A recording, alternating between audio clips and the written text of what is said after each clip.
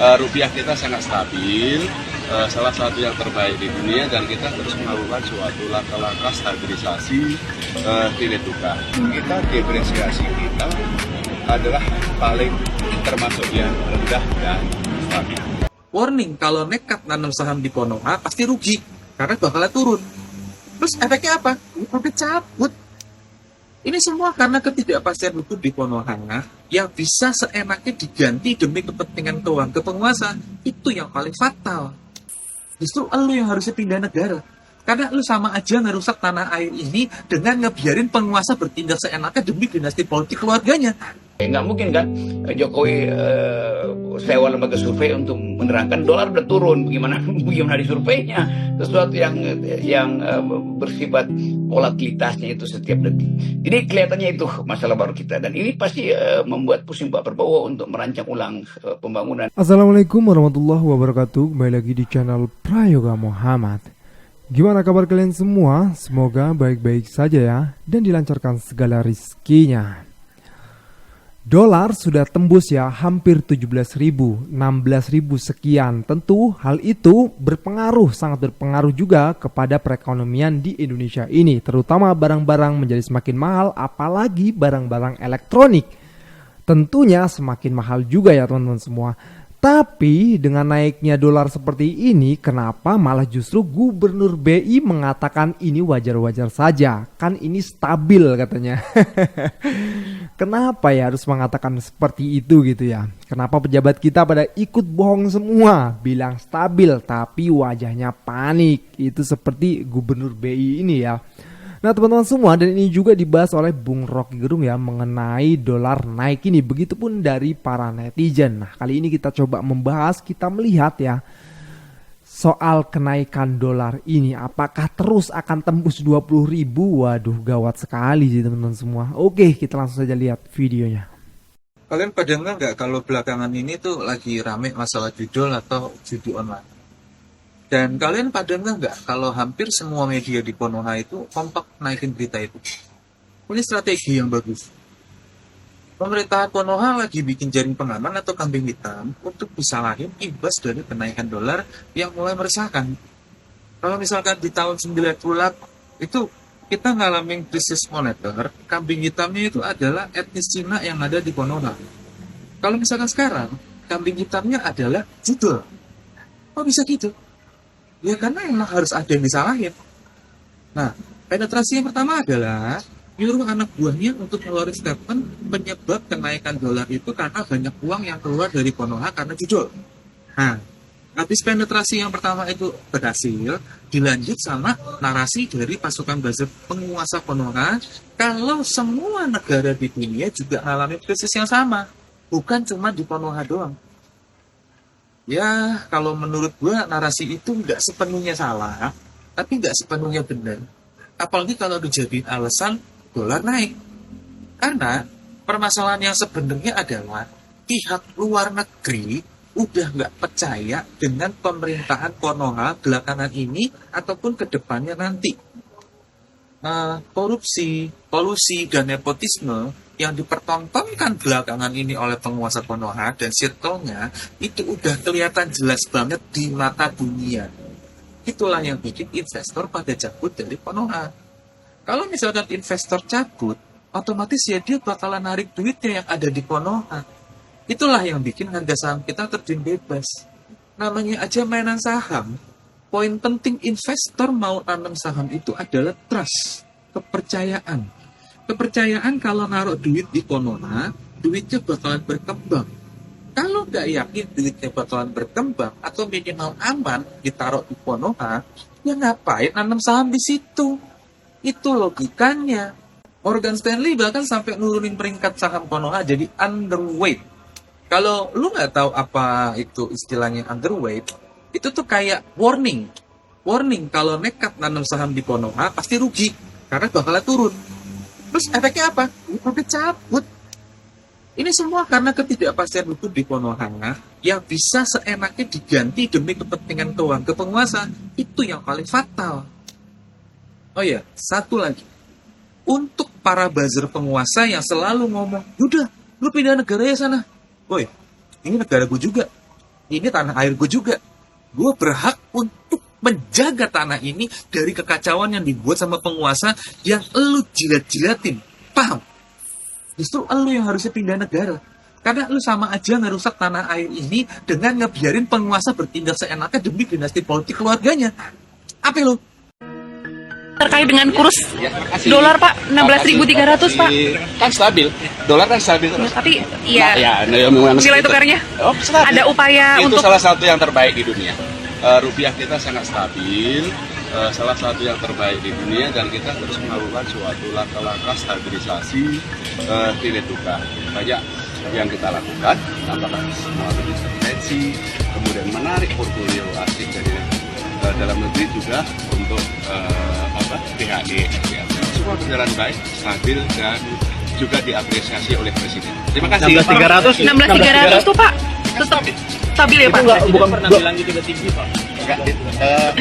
Rupiah 16.300 tolong dilihat dari akhir tahun terakhir. Di Indonesia ini sangat rendah, dan tolong dibandingkan dengan negara lain.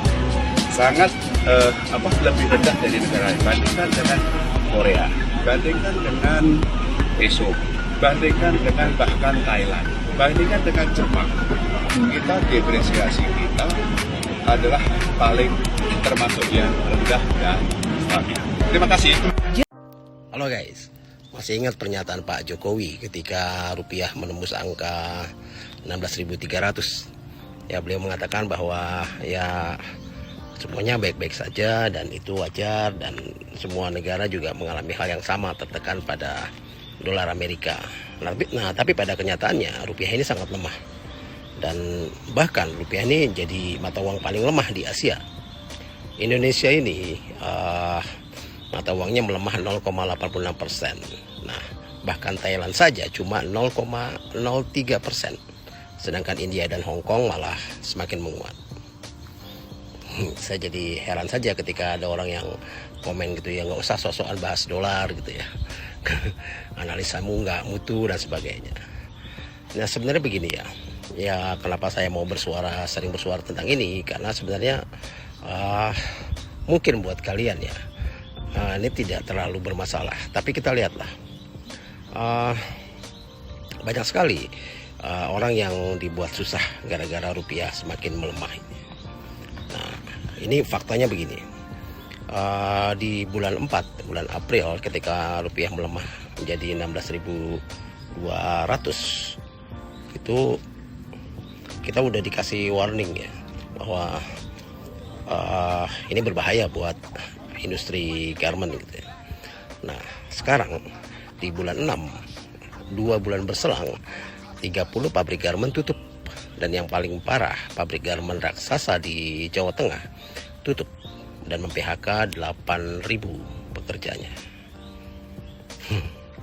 Ya, inilah kenyataannya. Dan yang lebih mirisnya, ternyata tidak ada langkah apapun yang konkret yang dilakukan oleh Pak Jokowi dan pemerintahannya. Yang terlihat hanya sibuk bagi-bagi kursi komisaris, sibuk mencari posisi, menempatkan orang-orangnya di pilkada tingkat 1 dan tingkat 2, tanpa sedikit pun berpikir tentang masa depan rakyatnya. Salam. Dolar itu berapa sih angkanya? Karena kemarin pemerintah sempat intervensi hari Jumat ya. Itu sempat turun dari 16.485 itu 486 turun menjadi 16.395. Sekarang ini ternyata saya intip lagi hari ini, ternyata angkanya kembali lagi 16.486, mendekati 16.500 Bung Rocky. Saya kira ini adu kekuatan aja nih antara pemerintah dengan para spekulan ya kalau gini. Itu pasti hit and run, udah mulai bekerja. Mereka yang ngintip pergerakan moneter kita juga tahu bahwa ya berapa lama sih bertahan, 12 jam juga udah kebaca itu kan, ngos-ngosan Bank Indonesia untuk nopang rupiah itu. Jadi kelihatannya ini jadi soal serius, karena ketika oscillatingnya itu dari kursnya itu oscillating dan makin lama makin titit lalu habis itu. Di situ mulai kita memahami bagaimana kasino kapitalisme itu Ya, ya. mempermainkan kedaulatan keuangan kita itu. Dan memang kalau kita lihat bahwa ya ketika kapasitas fiskal nggak bisa lagi dipakai untuk mendorong pertumbuhan, lalu mulai terjadi krisis fiskal, lalu berimbas pada apa namanya nih, inflasi, dan setelah itu kemudian soal harga rupiah itu.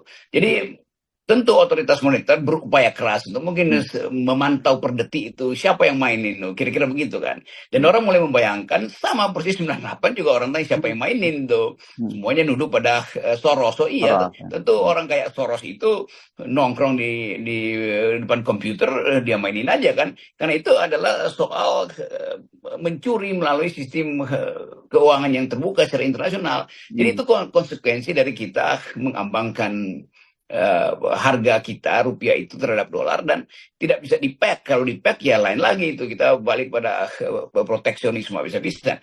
Jadi itu konsekuensi. Tetapi sekali lagi semua sebenarnya masih bisa diatasi kalau ada persepsi positif terhadap politik, ada persepsi positif terhadap kebersihan bisnis, ada persepsi positif terhadap penegakan hukum, terutama di bidang korupsi kan. Jadi kalau semua persepsi itu negatif, maka faktor-faktor semacam ini yang akan merusak atau membuat yang disebut fundamental kita kuat itu langsung habis dengan satu sapuan psikologi moneter ini kan. Jadi orang juga bersiap-siap nih, mulai sedikit-sedikit mak mungkin mulai tarik dolarnya, dipindahin ke rupiah, dipindahin ke emas segala macam, rupiahnya ditukar ke dolar, makin lama makin kesulitan kita menahan laju penurunan harga rupiah kita. Tetapi sekali lagi ini adalah soal yang punya dampak sangat politis, justru karena akan menekan pemerintahan baru nanti untuk mengatur ulang APBN, memperkirakan berapa persen dana yang mesti disiapkan untuk menahan dolar yang pasti akan terus meroket. Juga kita tahu bagaimana seluruh dolar di Amerika sebetulnya dipanggil pulang oleh Joe Biden untuk konsolidasi, untuk persiapan perang mungkin. Tetapi kalau kita mampu untuk meyakinkan pada player internasional bahwa negara ini tetap stabil, maka itu sangat mungkin juga para spekulan nggak akan memainkan rupiah kan. Dan buktinya rupiah itu yang paling drop di dalam mata uang Asia. Itu artinya ada spekulan yang tahu bahwa Indonesia bisa dimainin. Itu kelihatannya nggak mungkin diatasi oleh para buzzer atau oleh survei. Nggak mungkin kan Jokowi sewa lembaga survei untuk menerangkan dolar udah turun, bagaimana disurveinya, sesuatu yang bersifat volatilitasnya itu setiap detik. Jadi kelihatannya itu masalah baru kita, dan ini pasti membuat pusing Pak Prabowo untuk merancang ulang pembangunan dan mata anggaran yang harus dihemat nanti, yang mesti sudah dia persiapkan dari sekarang tuh. Lalu ini salah siapa? Tentu ini menjadi masalah baru untuk Pak Prabowo ketika nanti dilantik ya. PR-nya adalah bagaimana untuk menstabilkan lagi dolar ke rupiah. Di mana investor asing juga banyak yang cabut mungkin ya, sehingga dana investnya diambil, tentu akhirnya membuat dolar jadi tinggi. Begitupun dengan kepercayaan investor asing dengan negeri kita ini. Jadi ini salah siapa? Itu pertanyaannya. Oke teman-teman semua, kita lanjut lagi ke video mengenai IKN, karena masih banyak juga ya konten kreator, masyarakat, netizen yang membahas soal IKN. Kita lihat videonya. Bang, kok lu bahas IKN terus sih? IKN lagi. Sebenarnya alasannya sederhana gitu. Gue coba menjawab satu pertanyaan, siapa yang diuntungkan dari IKN dan siapa yang dirugikan? Itu aja. Dengan beberapa foto IKN yang megah, progres pembangunan rumah menteri, istana negara dan lain sebagainya, menurut gue udah jelas gitu siapa yang diuntungkan. Tapi di satu sisi, gue menemukan berita-berita yang memilukan. Akibat proyek IKN, warga Palu terpapar debu dan tangkapan ikan nelayan terganggu. Jadi di Palu itu lagi marak aktivitas penambangan pasir dan bebatuan untuk keperluan IKN. Dengan adanya aktivitas tambang ini, ya akibatnya salah satunya adalah polusi udara. Soalnya memunculkan banyak debu-debu gitu masuk ke kawasan warga yang ada di sana. Salah satu warga yang ada di sana, Bu Bidaya, bilang anak dan cucu saya itu terkena ispa. Anaknya Bu Bidaya batuk-batuk terus keluar darah. Warga-warga di sana juga udah melakukan protes, tangkapan ikan juga berkurang. Dulu 1 kali turun melaut itu bisa dapat sampai 1 juta. Sejak 5 tahun terakhir, ini turun 200 ribu. Itu pun kalau lagi beruntung. Kalau tidak, paling sekali turun cuma dapat 50 ribu. Sekarang balik lagi. Siapa yang diuntungkan? Siapa yang dirugikan? Di sini ada yang kenal Pak Bahlil nggak? Iya, Pak Bahlil, Menteri Investasi, yang dulu pernah bilang kalau ada investor asing yang masuk ke IKN senilai 50 triliun. Juga ditambah dengan statement Cawapres lu yang bilang kalau udah banyak investor-investor yang masuk ke IKN di debat Cawapres. Dan per 11 Juni 2024 ini Pak Bahlil sendiri mengakui kalau belum ada investor asing yang masuk ke IKN. Cuman kasih saran ya, kalau nyari menteri adain tes psikologi. Karena omongannya tuh nggak berganti-ganti. Yakin udah jelas investor-investor asing gak bakalan masuk ke Indonesia karena hukumnya tuh timpang tindih. Indonesia ini cuma jadi target pasaran aja, menjadi target investasi. Kalinya ada target investasi, ya paling kayak smelter-smelter yang notabene mengeruk sumber daya alam kita. Dan yang lucunya Bapak Luhut malah buat statement masalah IKN ini masalah pemimpin. Lah kan pemimpinnya Bapak dari dulu juga nggak mungkin ganti. Terus Bapak mau ngambing hitamin siapa lagi Pak? Bapak mau mengkambing hitamkan rakyat adat yang ada di situ? Kan nggak bisa juga Pak. Gini Pak, IKN ini memakai APBN kita sebanyak 20% Pak, yang itu nominalnya 90 triliun, yang sekarang sudah terpakai 70 triliun Pak. Dana segitu Pak, kalau dipakai buat membantu fakir miskin, rakyat jelata, pasti sangat berguna Pak. Apalagi buat investasi pendidikan anak-anak bangsa, udah pasti berguna Pak. Sekarang kalau udah kayak gini, proyek IKN terancam mangkrak Pak, kalau emang tidak ada investor asing yang masuk ke sana Pak. Atau akan terus berjalan dan disokong APBN kita Pak. Padahal jelas-jelas APBN kita udah defisit banget Pak. Terus mau ngandelin apa lagi Pak? Mau naikin pajak masyarakat, mau potong gaji masyarakat lagi. Ketika ngutang gampang banget karena tahu yang bayarin utang itu bukan dia tapi masyarakat Indonesia. Dengan bikin proyek gede, istana yang notabene untuk tempat tinggal para penjabat negara, gampang banget Pak, karena tahu yang memfasilitasi dananya itu bukan bapak-bapak pada tapi masyarakat Indonesia. Masyarakat dapat apanya Pak? Dapat ceritanya doang Pak. Jadi tolong Pak, kalau emang proyek IKN ini nggak bisa dilanjutin, yuk minta maaf aja sama masyarakat Indonesia Pak. Maafin saya masyarakat Indonesia. Udah simpel, sesimpel itu Pak. Gak usah salahin ini, salahin itu, salahin ini, salahin itu, pusing Pak. Sejauh yang kita baca, sampai sekarang belum ada satupun investor yang masuk ke sana. Coba kalau ada sebutkan misalnya 2 atau 1 gitu, investor mana yang sudah masuk ke sana.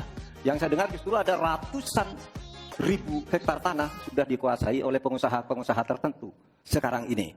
Nah, saya setuju ke depannya itu agar mengundang investor, IKN harus diteruskan tetapi pendanaannya harus sesuai dengan tujuan semula, bahwa itu sebenarnya mengundang investor. Tapi sekarang ini yang sudah jadi itu semuanya dari APBN. Sehingga memang diperlukan langkah-langkah perbaikan agar warisan baik Presiden Jokowi ini bisa kita lanjutkan. Terima kasih, selesai. Wah, dulu ada ya yang keras banget mengatakan bahwasanya investor asing itu sudah masuk ke IKN banyak katanya kan, dengan bangganya ya kan. Sekarang malu sendiri ya, bahkan Pak Bahlil sendiri yang mengatakan kalau belum ada investor asing di IKN. Aduh, ini bisa jadi bakal mangkrak nih. Aduh, mega proyek besar bakal mangkrak. Waduh. Atau harus ditopang lagi dana APBN yang sekarang aja sudah defisit banyak banget. Gila ini pokoknya. Oke teman-teman semua, tentu ini menjadi PR besar ya. Menjadi apa kalau kata Bang Rocky tadi, masalah besar untuk Pak Prabowo ke depannya. Oke teman-teman semua, gue rasa cukup. Jangan lupa untuk berikan komentar dan kritikan kalian di bawah ini. Jangan lupa juga untuk like, subscribe channel ini. Sekian dari gue, Prayoga Muhammad. Wassalamualaikum warahmatullahi wabarakatuh.